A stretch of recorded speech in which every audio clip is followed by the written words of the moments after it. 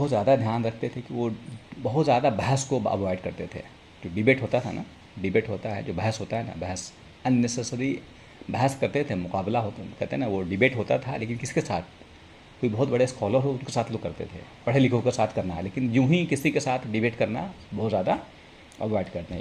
एक अच्छा वाक़या है, एक इंसान था, जब ये काफ़ी बूढ़े हो गए थे, जबकि ये सपोर्ट से चलते थे, तो एक इंसान था जिसका नाम था अबुल ज़ुवारिया। एक बहुत नौजवान इंसान था, वो खवारिज टाइप के पर्सन। खवारिज एक उस वक्त मूवमेंट था जिसमें काफ़ी लोग हर चीज़ पे सवाल करना, हर चीज़ के खिलाफ बोलना, काफ़ी एक कहते हैं शिद्दत पसंद ग्रुप था। वो एक बार पहुँचे इमाम मालिक के पास और बोले कि मैं आपसे बहस करना चाहता हूँ, मैं आपसे मुकाबला करना चाहता हूँ, बात से डिबेट करना चाहता हूँ। इमाम मालिक बोले कि ठीक है, अगर तुम जीत गए तो क्या होगा? अगर तुम जीत गए तो क्या होगा? तो उन्होंने कहा कि आप मुझे फॉलो कीजिएगा, आप मेरी बात मानिएगा, मेरे पीछे चलिएगा, जैसा मैं कहूँगा वैसा करना पड़ेगा। तो उन्होंने कहा कि अगर मैं जीत गया तो उसने कहा कि ठीक, मैं आपकी बात मानूंगा, आप जैसा कहेंगे वैसा करूँगा मैं। उन्होंने कहा कि अगर वो तीसरा आदमी आ गया, हम दोनों को हरा दिया, तब क्या करोगे? कोई तीसरा आदमी आ गया, हम दोनों को हरा दिया, तब क्या करोगे? तो उसने कहा कि हम दोनों उसकी बात मानेंगे। क्या करेंगे? हम दोनों उसकी बात मानेंगे। उन्होंने कहा कि अल्लाह ने हमें रसूल भेजा और एक ही दीन देके भेजा। अल्लाह ने हमें कितने दिन देके भेजा? एक ही दीन देके भेजा। उमर रज़ी अल्लाह तआला ने उन्होंने हदीस कोट किया, उमर बिन अब्दुल अजीज़ के बारे में कहा कि उन्होंने कहा है कि वो इंसान जो रिलीजन को, अपने दीन को बहस का मकसद बना ले, वो बहस का दीन किस लिए है? बहस करने के लिए है। वो क्या करेगा? वो हमेशा बदलता रहेगा, हमेशा चेंज करता रहेगा। उसका मकसद ये नहीं कि सही चीज़ को पाया जाए, बल्कि ये मकसद है कि बहस किया जाए, ये सही है, ये गलत है। वो हमेशा इसी में लगा रहे। वो क्या करेगा? वो किसी एक जगह पर टिकेगा नहीं, वो हमेशा क्या करता रहेगा? स्विच करता रहेगा, बदलता रहेगा। तो उन्होंने उसे बोला कि नहीं, मुझे तुमसे बहस नहीं करनी है। और उस इंसान के बारे में आता है कि हुआ भी ऐसा ही वो, कि वो इंसान जो है ना, वो पहले खारिजी था, फिर वो बाकी बहुत सारे अलग अलग ग्रुप में गया। वो मुअत्तज़री ग्रुप था, फिर वो खादरी बना, फिर वो जाहिलिया, और फाइनली वो एज ए नॉन मुस्लिम होकर मरा वो। ठीक है, यानी ये बहुत ज़्यादा ध्यान रखने के बारे में, ख़ास तौर पे यंग जनरेशन के लिए। जो यंग ब्लड है, यंग जनरेशन है ना, उसको क्या लगता है हर चीज़ पे हम बहस कर सकते हैं, हर चीज़ पे हम डिबेट कर सकते हैं। पहले इम्पॉर्टेंट है कि अपना फाउंडेशन स्ट्रॉन्ग किया जाए। क्या किया जाए? अपना जड़, अपनी समझ, अपने इल्म को स्ट्रॉन्ग किया जाए, फिर आप बहस कर सकते हैं उलमा से जो उसके लायक हैं। यूं ही हर चीज़ से बहस करना मना किया गया है। ठीक है ना? इमाम मालिक के बहुत सारे स्टूडेंट थे, बहुत सारे टीचर भी थे। उनके ख़ास बात क्या थी कि उनके बहुत सारे टीचर ऐसे थे जो फीमेल थे, बहुत सारे फीमेल टीचर थे, बहुत सारे उनके स्टूडेंट भी फीमेल थे। ये बहुत अलग थे उनका। एक बहुत जो उनके फ़ीमेल टीचर के बारे में आता है, जो बहुत बड़ी मुहद्दिसा थी, जिनका नाम है अमरा बिन्त अब्दुर्रहमान रज़ी अल्लाह अन्हा। अमरा बिन अब्दुर्रहमान बहुत बड़े हदीस की स्कॉलर थी। उनकी नरेशन, उनसे जो हदीस के रिवायतें आती हैं, वो हदीस की जितनी किताबें हैं ना, बड़ी बड़ी जो 6 किताबें हैं, सब में 6 किताबें हैं, सही सत्ता बोलते हैं, सब में उनके बारे में हदीस कोटेड है। बुखारी में, मुस्लिम में, अबू दाऊद में, इब्न माजा में, नसाई में, सब हदीसों में, किताबों में उनके हदीसें उनसे रिवायत की गई है। वो आयशा रज़ी अल्लाह अन्हा के स्टूडेंट थी। वो हज़रत आयशा रज़ी अल्लाह तआला अन्हा कौन थी? हजूर सल्लल्लाहु अलैहि वसल्लम की बीवी, उनकी स्टूडेंट रही हैं। काफ़ी समय गुजारा उनके साथ, उम्मे सलमा के साथ गुजारा। बहुत ज़्यादा हदीस की माहिर थी। ठीक है ना? बल्कि उमर बिन अब्दुल अजीज़ के ज़माने में जब उन्होंने अपॉइंट किया था अल ज़ुहरी, जो बताया था पिछले, उनके जो स्टूडेंट थे उनके बारे में उनको अपॉइंट किया था, तो उन्होंने सबसे पहले बोला था कि सबसे पहले जाओ हज़रत अमरा रज़ी अल्लाह अन्हा के पहले हदीस कलेक्ट करने के लिए। ठीक है? इमाम मालिक बहुत ज़्यादा जाया करते थे उनसे हदीस सीखने के लिए, काफ़ी फ्रीक्वेंटली जाते थे उनसे। ठीक है? ये तो उनको उस्ताद के बारे में हुआ, उनके उनके टीचर्स के बारे में। उनके स्टूडेंट्स भी बहुत सारे फीमेल थी। उनके सबसे बड़ी स्टूडेंट कौन थी? उनकी खुद की बेटी, जिसका नाम क्या था? फ़ातिमा। वो काफ़ी बड़ी स्कॉलर थी, हाफिज़ थी कुरान की, बहुत बड़ी स्कॉलर थी। बल्कि उनकी बेटी ने पूरे मुअत्ता बताया था ना क्या था? इमाम मालिक ने जो बुक जो लिखी थी, पूरे हदीस को कलेक्ट किया था, उसका नाम था मुअत्ता। उस वक्त के लिए सबसे बड़ी बुक क्या थी हदीस की? मुअत्ता। ऐसी बुक है जिसके बारे में, हाँ, उसी से पढ़ाते थे वो, मुअत्ता से ही पढ़ाते थे। उस वक्त अनडिस्प्यूटेड था, कोई उस पर कोई उंगली नहीं उठा सकता था। बल्कि चारों इमामों ने उसको, इमाम मालिक ने लिखा, इमाम आगे आएगा इसके बारे में, इमाम अबू हनीफ़ा के जो शागिर्द हैं शैबानी, उन्होंने भी मुअत्ता को याद किया। इमाम शाफ़ी के बारे में आता है कि वो खुद इनके स्टूडेंट रहे, उन्होंने मुअत्ता को याद किया। इमाम अहमद बिन हम्बल के बारे में आता है कि उन्होंने भी पूरे मुअत्ता को याद किया। तो ये मुअत्ता जो है ना, बुखारी वगैरह तो बाद में, उस वक्त तो बुखारी था ही नहीं, जो हदीस की किताबें हैं। तो मुअत्ता बहुत ही स्टैंडर्ड हदीस की किताबें मानी जाती थी, अनडिस्प्यूटेड। ठीक है। तो उनकी जो जो बेटी थी, कुरान की भी हाफिज़ा थी, मुअत्ता को भी पूरा याद कर रखा था। फ़ाक़ीहा थी, फ़क़ी जो फतवा दे सकता है, फतवा दिया करती थी। उनके साथ तहज्जुद पढ़ा करती थी, इमाम मालिक के साथ तहज्जुद पढ़ा करती थी। ठीक है। अक्सर क्या करते थे इमाम मालिक, उनको इंचार्ज बना देते थे चेक करने के लिए। जो क्लास चलता था तो इंचार्ज बना देते थे, कभी घर में क्लास हो रहा हो तो इंचार्ज बना देते थे वो, कि चेक करने के लिए कि मुअत्ता में हम लोग पढ़ा रहे, जो स्टूडेंट पढ़ रहा है वो सही पढ़ रहा है कि नहीं पढ़ रहा है। चेक इंचार्ज बनाते थे। तो वो क्या करती थी, वो पर्दे के पीछे, घर के पीछे रहती थी, दरवाजे के पीछे सुनती रहती थी। आवाज़ तो जाती थी, और जहाँ मिस्टेक होता है दरवाजे पर टन टन, मतलब गड़बड़ हो रहा है ना। क्लास चल रहा होता था, उसको स्टूडेंट अपना मुअत्ता के बारे में कुछ एक्सप्लेन कर रहे हैं, मुअत्ता में से सुना रहे हैं, और वो सुनती रहती थी। जहाँ लगा गड़बड़ हुआ, आवाज़ दस्तक देती थी दरवाजे पर, टन टन, मतलब गड़बड़ है, रुक जाओ। ठीक है ना।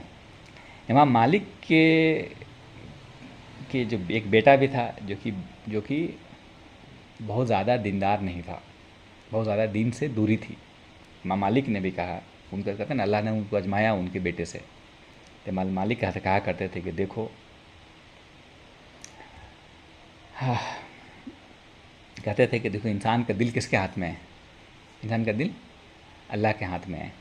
देखो, मेरी बेटी को देखो और मेरे बेटे को देखो मेरी बेटी को देखो और मेरे बेटे को देख लो, कैसे अल्लाह दे। ठीक है। अल्लाह ने उनको बेटे से आजमाया। बल्कि कहा जाता है कि उनकी एक नौकरानी थी, वो भी बहुत बड़ी स्कॉलर बनी आगे चल के। घर की नौकरानी, घर का माहौल इतना अच्छा था कि एक नौकरानी जो है ना, एक स्कॉलर आलिमा बन गई आगे चल के। ठीक है ना। उनके सबसे बड़े बेटे के बारे में उतना जिक्र नहीं है, उतना दीनदार नहीं थे, मतलब इतना है। उनके सबसे बड़े स्टूडेंट का नाम क्या है? अभी पहले, थोड़ी देर पहले बयान किया था। उनके सबसे बड़े स्टूडेंट कौन रहे? इमाम मालिक के इमाम शाफ़ी। सबसे बड़े उनको स्टूडेंट रहे इमाम शाफ़ी। ठीक है। इमाम शाफ़ी उनके सबसे फेवरेट स्टूडेंट रहे। इमाम शाफ़ी कहा करते थे कि मैं क़यामत के दिन के लिए मैं इमाम मालिक के शफ़ाअत का मुंतज़िर हूँ। मतलब उतना मोहब्बत करते थे उनसे, इतना मर्तबा था उनका इमाम मालिक का, कि इमाम शाफ़ी कहते थे कि मैं इमाम मालिक के क़यामत के दिन मैं अल्लाह के करीब होऊंगा बिकॉज ऑफ इमाम मालिक की वजह से मैं उनके अल्लाह के करीब कुर्बत हासिल होगी मुझे। मोहम्मद इब्न हसन अश-शैबानी, शैबानी के कौन थे? पिछले इमाम का स्टोरी भूल गए? इमाम अबू हनीफ़ा के स्टूडेंट थे, बहुत बड़े स्टूडेंट थे इमाम अश-शैबानी। उन्होंने ही इमाम अबू हनीफ़ा के जो थॉट्स थे, उनके जो प्रिंसिपल थे लेके चले। तो ये भी इमाम मालिक से पढ़े थे कितने साल? 3 साल। इमाम अबू हनीफ़ा के स्टूडेंट किससे पढ़े? इमाम मालिक से। ठीक है ना।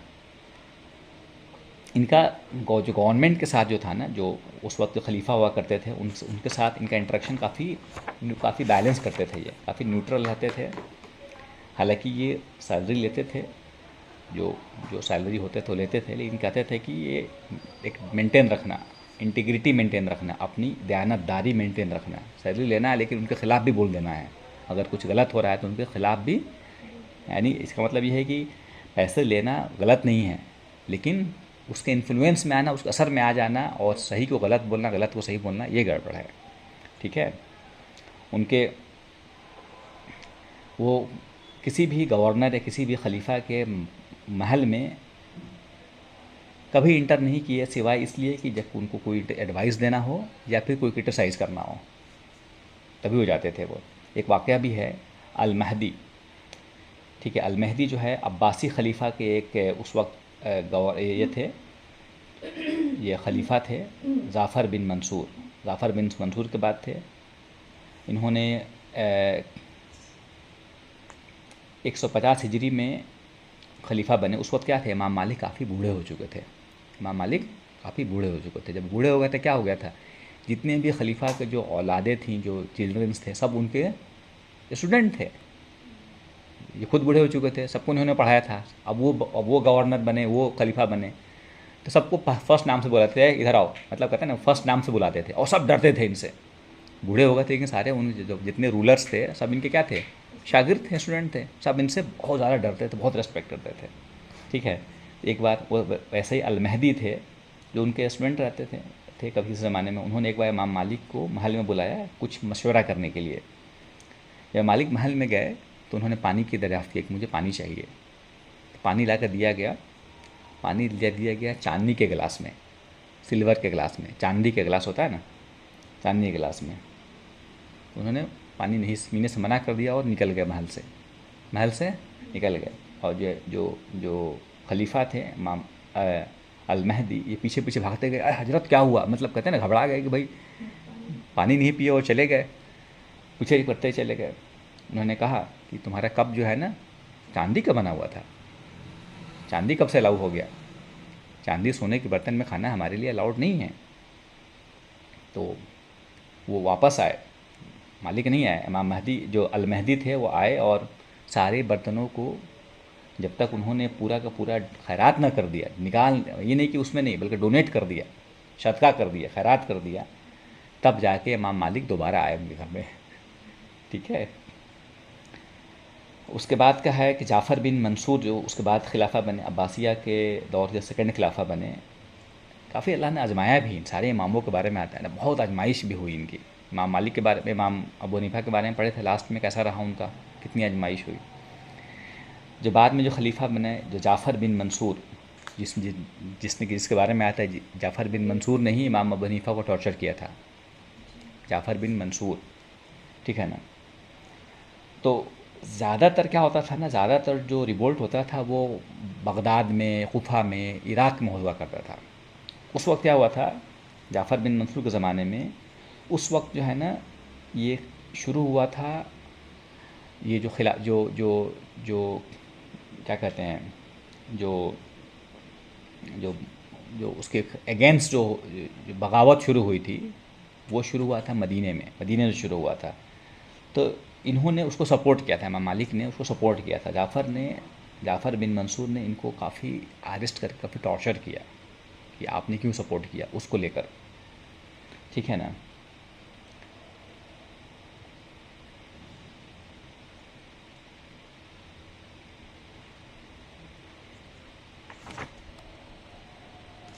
बल्कि इसके बारे में आता है कि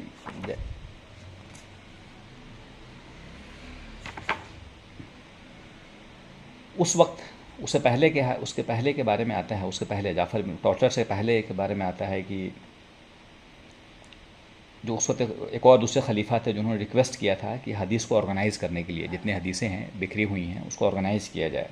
उस वक्त इमाम मालिक जो है ना, ऑलरेडी वो सारे हदीस को कंपाइल कर रहे थे। उसी के बाद वो किताब आया अल मुअत्ता, ठीक है ना। अल मुअत्ता के बारे में आता है कि उसमें जो हदीसें थी उसके बारे में आता है कि गोल्डन चेन ऑफ हदीस, जिसका जो है ना, इमाम मालिक किसे नरेट किया, नाफे से, उनके उस्ताद से।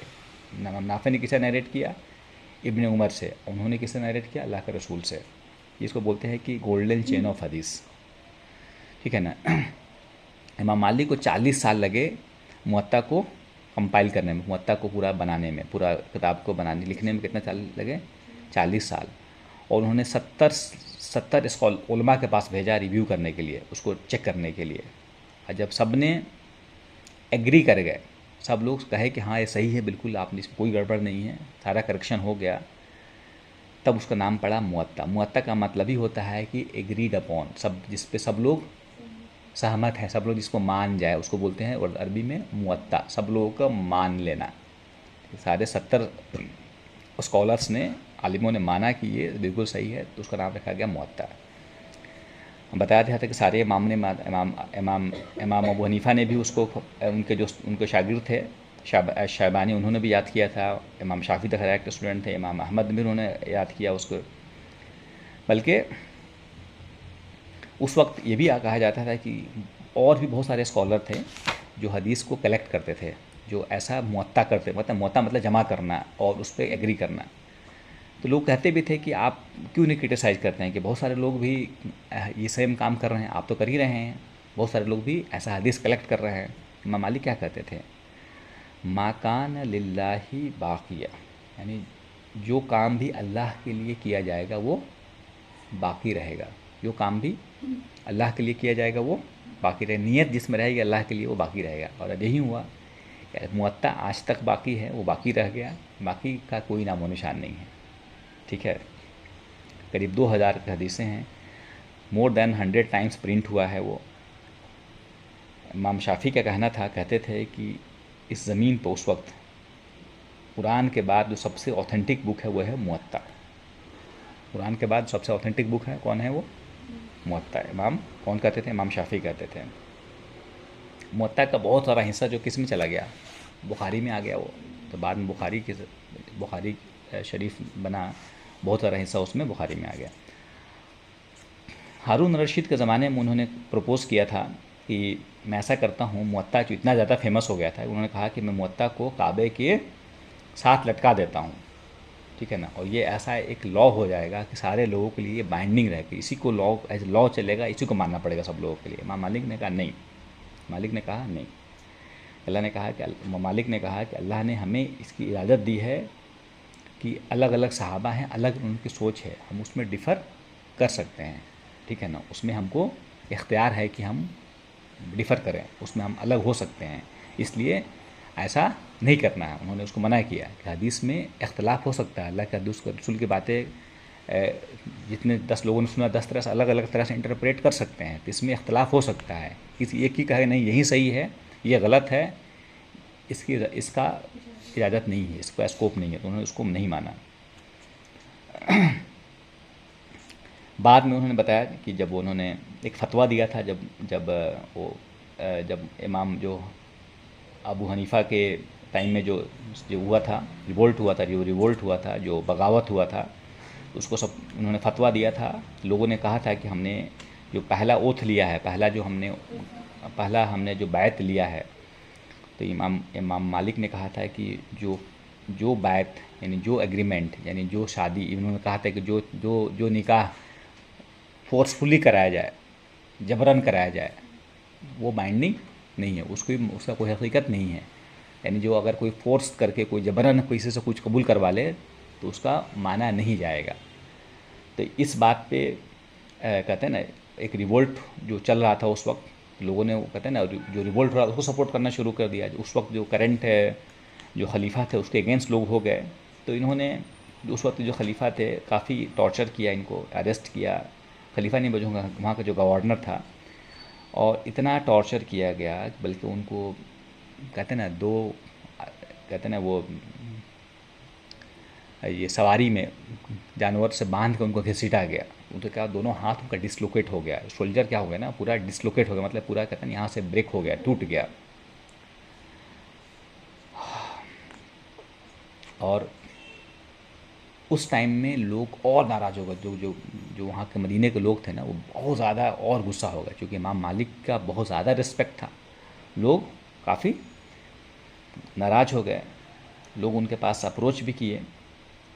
फिर खैर जब उस वक्त गवर्नर, जब खलीफा को मालूम हुआ तो उसने आके कुछ देखा कि तो मेरे ख़िलाफ़ जा रहा है मामला, तो उसने आके उनको रिलीज़ किया और काफ़ी इनसे माफ़ी मांगा, सब कुछ किया। लेकिन लोग कहते थे कि भाई आप इसके बारे में बददुआ क्यों नहीं करते, इनके बारे में आप भी सब खुल के रिवोल्ट कीजिए और बददुआ कीजिए। इमाम मालिक कहते थे कि नहीं, कि आज नहीं तो कल अगर मुझे मरना है, अब मैं नहीं चाहता हूँ कि ये सब जो रिवोल्ट जो खलीफा हैं ये भी अल्लाह के रसूल के ख़ानदान में से हैं, अब्बासिया ख़ानदान में से हैं। मैं नहीं चाहता हूँ कि अल्लाह के रसूल का कोई रिश्तेदार मेरी वजह से जहन्नम में जाए।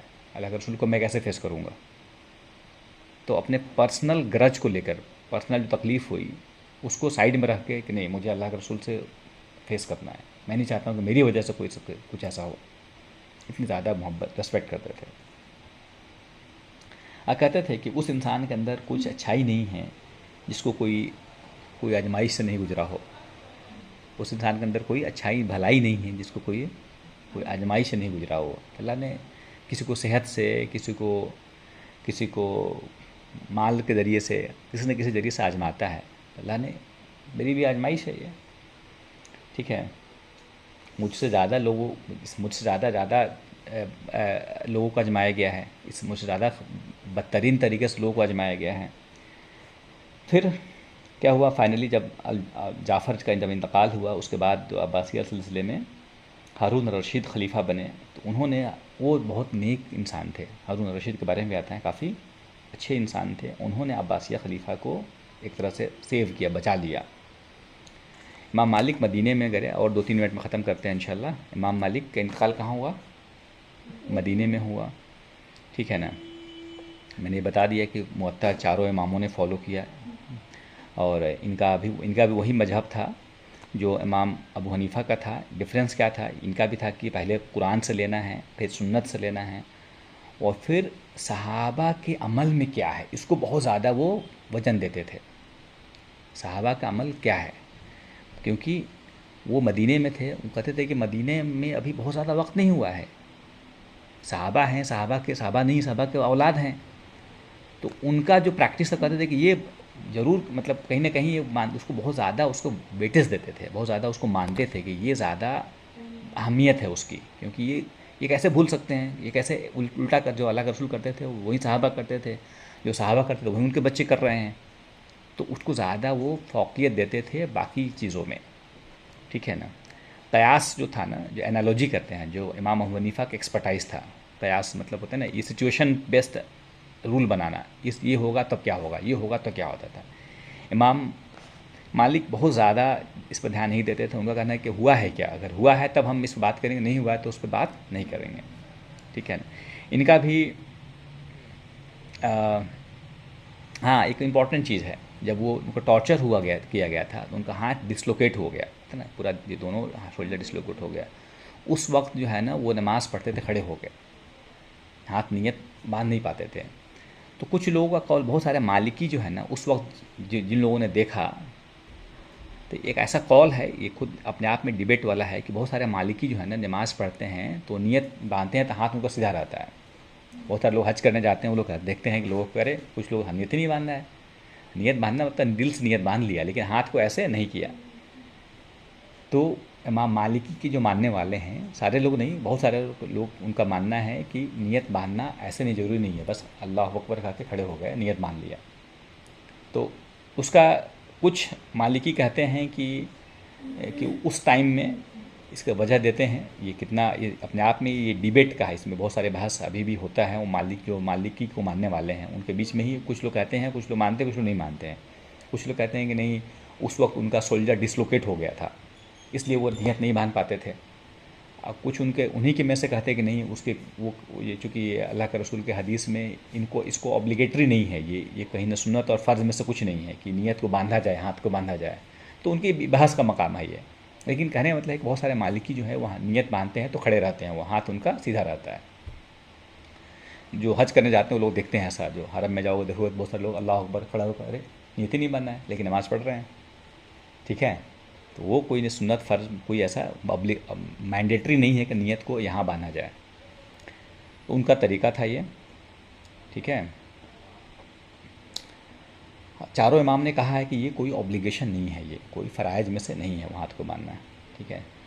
और यहाँ इमाम मालिक का स्टोरी ख़त्म होता है। और काफ़ी कंट्रीज़ में उनके गए, मदीना में उनका जो तरीका था मदीने में चला, इजिप्ट में गया, मिस्र यानी जो इजिप्ट जिसको बोलते हैं, इराक़ में गया, मोरक्को, अफ्रीकन कंट्रीज़ वहाँ पे भी गया। और उनके हज़ारों स्टूडेंट्स हैं, हज़ारों स्टूडेंट्स में से 1000 तो ऐसे हैं कि कहा जाता है कि 1000 स्टूडेंट ऐसे हैं जो काफ़ी बड़े स्कॉलर बने, 1000 स्टूडेंट ऐसे हैं जो प्रोमिनेंट स्कॉलर बने। उसमें से मेन है शाफ़ी के बारे में आता है, मेन स्टूडेंट है। उनके बारे में आता है कि अब्दुर्रहमान बिन कासिम जो उनके बहुत अच्छे स्टूडेंट थे, उन्होंने उनके तरीक़े को लेके काफ़ी जगह पे इजिप्ट में और अफ्रीकन कंट्रीज़ में वहाँ पे उन्होंने इस चीज़ को फैलाया। जब ये मरे तो इन्होंने करीब 1000 दिनार इनके पास था, 1000 गोल्ड कॉइन, काफ़ी बड़ा हो गया। और यहाँ उनका स्टोरी ख़त्म होता है। आज थोड़ा ज़्यादा वक्त दिया, लेकिन इमाम मालिक का स्टोरी यहाँ पे ख़त्म हो गया। कोई सवाल है तो आप पूछ सकते हैं। इंशाअल्लाह कल बेहतरीन स्टोरी है इमाम शाफ़ई का। मुझे लगता है कि बिल्कुल जहन को में नहीं घुसेगा, लगेगा कि क्या हो रहा है, ये अमेजिंग है। इमाम शाफ़ी का स्टोरी क्या है, अमेजिंग लगता है। कि वंडर किड होता है ना, वंडर किड, वंडर किड मतलब क्या बोलेंगे उसको उर्दू में, एक अजूबा बच्चा जो बहुत ही अजूबा हो, जो 2 साल में क्या कर लिया, 5 साल में क्या कर, 6 साल में क्या कर लिया, दिमाग में लगेगा कि ये कैसे हो सकता है ये, और क्या क्या क्या उनका मतलब बहुत ज़बरदस्त स्टोरी है। कल उसको ज़रूर ज्वाइन कीजिए। इमाम शाफ़ी का स्टोरी शुरू करेंगे कल इंशाअल्लाह। आज अगर कुछ एनीथिंग, कोई डाउट हो, कोई सवाल हो इमाम मालिक के बारे में तो आप पूछ सकते हैं। 2 मिनट का और समय देंगे। किसी का हैंड रेज़ हुआ है?